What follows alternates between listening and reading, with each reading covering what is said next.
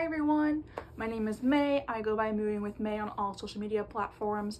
I am not new to the book space. I've been on book Twitter for about 4 years, and I thought with the new year I would give Booktube a chance. And I thought the perfect first video would be an introduction of myself, some of my book habits, and my top 10 books ever. The things about myself is that I have been reading my entire life. If you grew up in America, you know what A.R. points are. I was the A.R. royalty at my school growing up.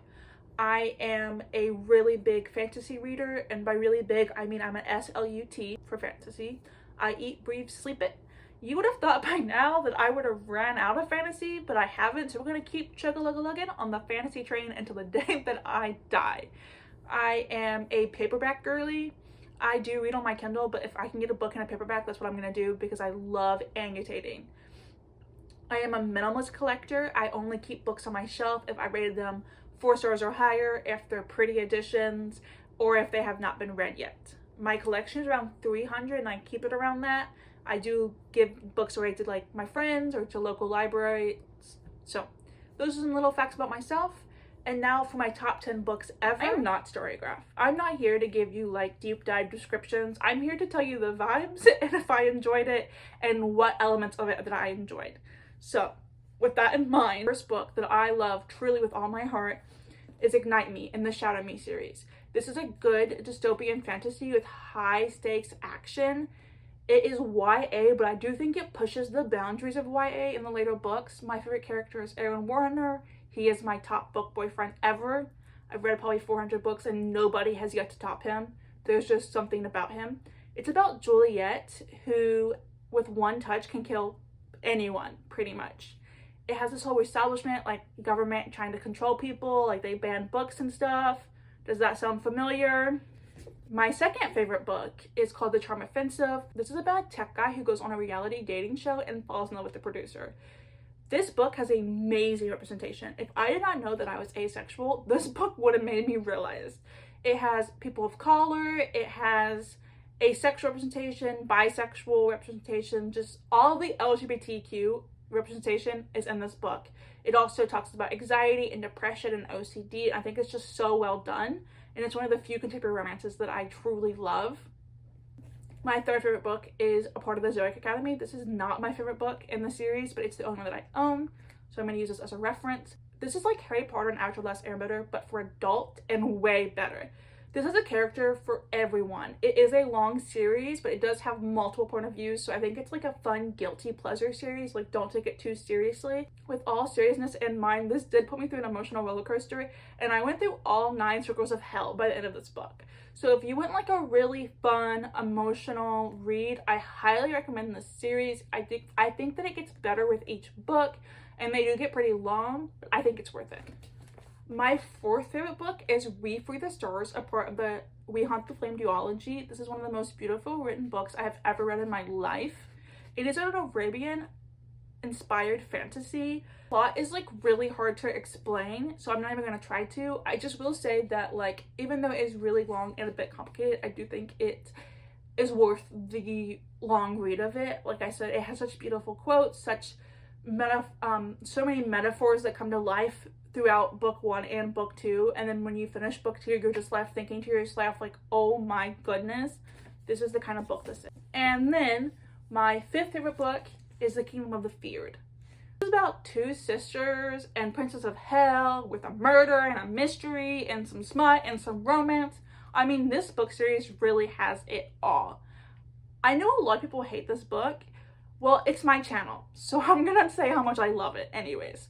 I think this book really does a good job of having a dark, scary character who remains dark and scary, but also falls in love.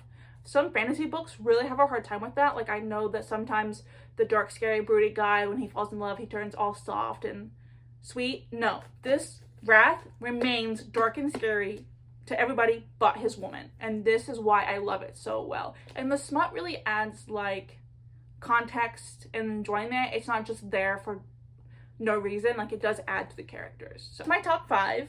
So the rest of these books I do truly love. It's just these are more like not really placed. These are just the other 5 books that I love. So the next one we're talking about is A Dawn of Onyx. I just read this month and it had me giggling, kicking my feet. it's been a long time since I've had a fantasy like actually make me want to go into a page and marry a man. This is one of them. It is so good. I mean, the plot is not like the most unique, but if you're looking for like a fantasy series that's very beginner friendly, nothing is really difficult to understand, and you want like a broody shadow daddy like man, this is your calling.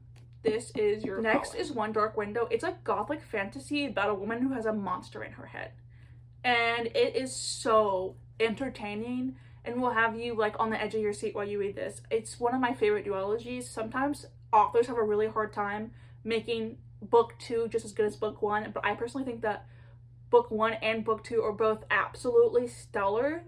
I truly think that this is one of the best gothic fantasies that I've read, but I can't give too much away because then it'll be spoilers. And the next book is a contemporary romance. It's a sports romance. It is a good book for someone if they want the sports romance aspect with an equal balance of romance. This is done so well, and it has such great representation of anxiety. I really thought that the representation was done very well, and it's not just a bunch of sports or a bunch of smut. Like, it's very well balanced and put together. So this is the other contemporary romance exception that I have because I loved this book. Next is Lies We Sing to the Sea.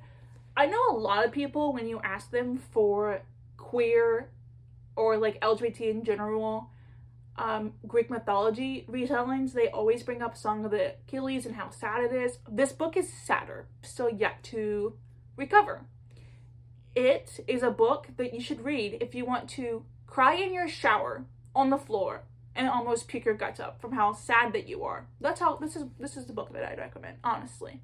It has been probably 2 years and I still tear up at the ending of the book. So if you want a book that is like kind of like Song of Achilles with like the queer representation and also sad, give this one a try. The last book is The Hurricane Wars. I know a lot of people did not love this book because it's a Star Wars fanfic turned into a book, but I personally ate this up. When somebody asks me for true enemies to lovers, like dagger to the throat, kissing each other, but also trying to kill each other, this is the book that I instantly think about. It is so well done.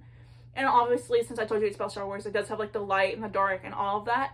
It is just so good. And I think it would be like a good like middle level fantasy because it does have some complicated plots and stuff. I think if you go into this with like the expectation of a good enemies and lovers, you're gonna love this. That is my top 10 books of all time.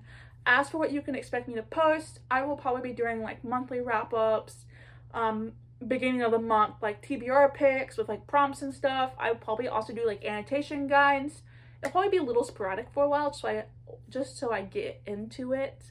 But yes, thank you so much for watching my first Booktube video, and if you think that I'm cool and you want to follow along, please do.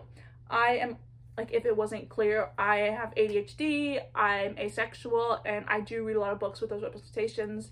And if you're just somebody that wants good fantasy recommendations, I can be your person. So thank you so much for watching.